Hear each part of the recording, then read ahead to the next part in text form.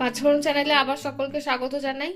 আজকে বানাবো একটু নিরামিষ আলুর দম। তো তার জন্য আলু তো কেটে নিয়েছি, আর একটু আদা বেটে নিয়েছি, একটু টমেটো বেটে নিয়েছি, আর বেটে নিয়েছি হচ্ছে একটু কাজু, চারমগজ আর পোস্ত একসাথে, আর অল্প একটু টক দই নিয়ে ফেটিয়ে নিয়েছি। নিরামিষ আলুর দম একটু টেস্টি না হলে ভালো লাগে না। তো চলো বাকি প্রসেসটা তোমাদের করে দেখাই। তো আলুর দম বানানোর জন্য প্রথমেই কড়ায় বেশ খানিকটা সাদা তেল বসিয়ে গরম করে নিয়েছি। এবার একে একে এর মধ্যে আলুগুলোকে দিয়ে একটু ভালো করে ভেজে নেব। আলুগুলো অ্যাড করব এবার।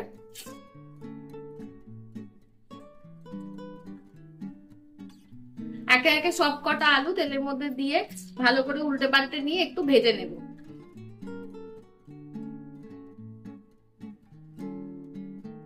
মোটামুটি নেড়ে চেড়ে আলুগুলো আমার ভেজে নেওয়া হয়ে গেছে। এবার আমি আলুগুলোকে এক এক করে তুলে নেব।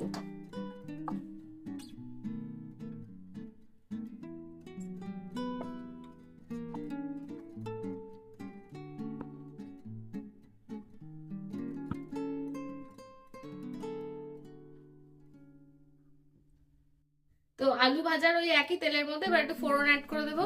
দেবো একটা তেজপাতা আর একটু গোটা গরম মশলা ওই তেলের মধ্যেই অ্যাড করে দেবো। একটুখানি নাড়িয়ে নিয়ে এবার এর মধ্যে অ্যাড করব আদা বাটাটাকে।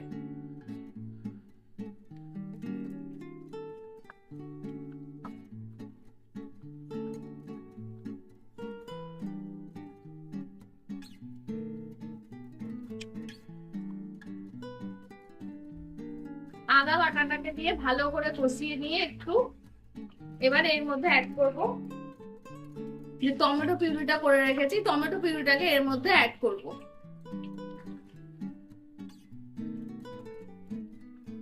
এবার এটাকে তেলের মধ্যে একটু ভালো করে কষিয়ে নেব যাতে আদা আর টমেটো পিউরির কাঁচা গন্ধটা চলে যায়।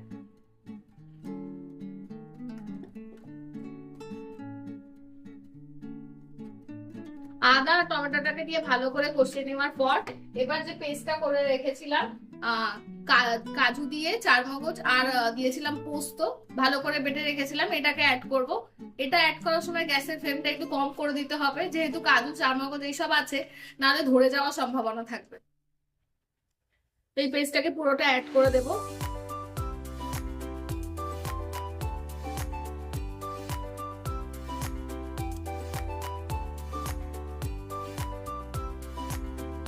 পেস্টটাকে দিয়ে এবার ভালো করে মশলাটা একটু কষিয়ে নেবো। গ্যাসের ফ্লেমটা এই টাইমে একদম মিডিয়ামে রাখতে হবে।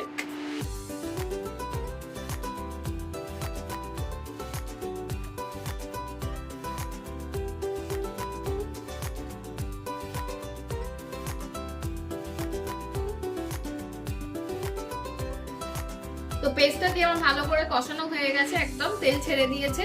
তো এর মধ্যে এবার আমি অ্যাড করবো একটু কাশ্মীরি লঙ্কার গুঁড়ো,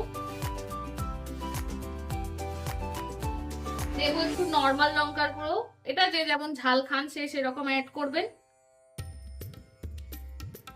দেবো একটু জিরের গুঁড়ো, আর দেবো অল্প একটু ধনের গুঁড়ো, দেবো সামান্য একটু হলুদ গুঁড়ো। সবকিছু দিয়ে ভালো করে এবার এই মশলাগুলোকে দিয়ে ভালো করে কষিয়ে নেব।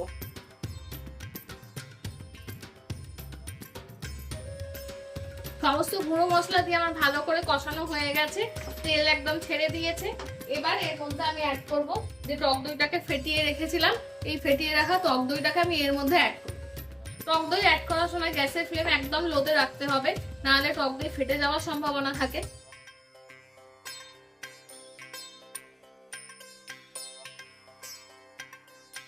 টক দইটা অ্যাড করে ভালো করে মিশিয়ে নেব। আর যখনই কোনো রান্নায় টক দই ব্যবহার করবেন, ফ্রিজে রাখা ঠান্ডা টক দই একদমই ব্যবহার করবেন না, নর্মাল রুম টেম্পারেচারে এনে তারপর টক দইকে রান্নায় ব্যবহার করবেন। টক দই দিয়ে এবার ভালো করে মিশিয়ে নেব এটা।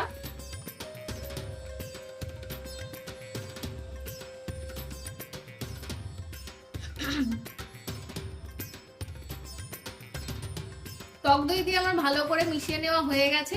এবার এর মধ্যে আমি অ্যাড করবো একটু পরিমাণ মতো চিনি।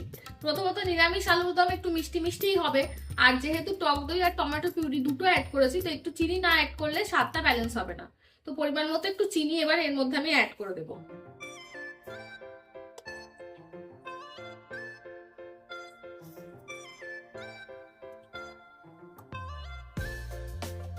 আর দেবো একটু স্বাদ মতো নুন। সবকিছু দিয়ে মশলাটাকে এবার ভালো করে মিশিয়ে নেব।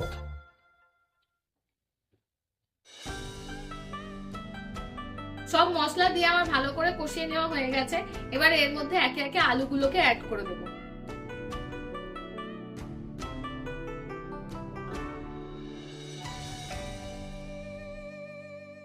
আলুগুলোকে অ্যাড করে দিয়ে এবার এই মশলাটার সাথে ভালো করে মিশিয়ে একটু কষিয়ে নেব।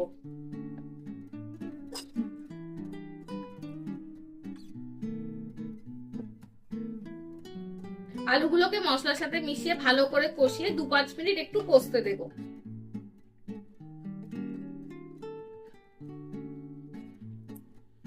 আলুগুলো দিয়ে মশলার সাথে আমার ভালো করে কষিয়ে নেওয়া হয়ে গেছে। এবার এর মধ্যে আমি একটু জল অ্যাড করে এটাকে 10 থেকে 15 মিনিট একটু ফুটতে দেব। জল বেশি অ্যাড করার দরকার নেই, কেন কি এই আলুর দম মোটামুটি গামাখামাখাই হবে, তো খুব একটা জল অ্যাড করার দরকার নেই। তবে যে যেরকম গ্রেভি বানাবেন সে সেরকম জল অ্যাড করবেন। জল অ্যাড করে ভালো করে মিশিয়ে দিয়েছি। এবার এটাকে চাপা দিয়ে 10 থেকে 15 মিনিট একটু ফুটতে দেব।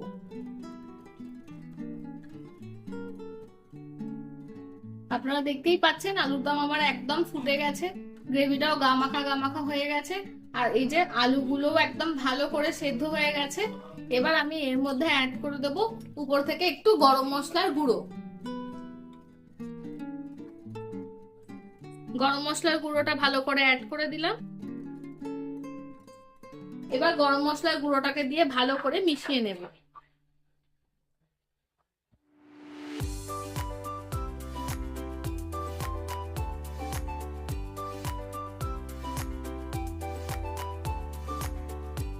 গরম মশলার গুঁড়ো দিয়ে আমার ভালো করে মেশানো হয়ে গেছে। ব্যাস, তাহলেই নিরামিষ আলুর দম আমার একদম রেডি। গ্যাসের ফ্লেমটাকে এবার অফ করে দেব। নিরামিষ আলুর দম আমার একদম রেডি। শীতের আমেজ তো পড়েই গেছে হালকা হালকা। শীতের রাতে গরম গরম রুটি বা পরোটার সাথে এটা সার্ভ করো, আশা করি ভালো লাগবে। প্লিজ রেসিপিটা তোমরা বাড়িতে ট্রাই করে দেখো কেমন লাগলো। প্লিজ চ্যানেলটাকে একটু লাইক, শেয়ার, সাবস্ক্রাইব করে দিয়ে আমাদের পাশে থেকো। আরও নতুন রেসিপি নিয়ে আবার দেখা হবে।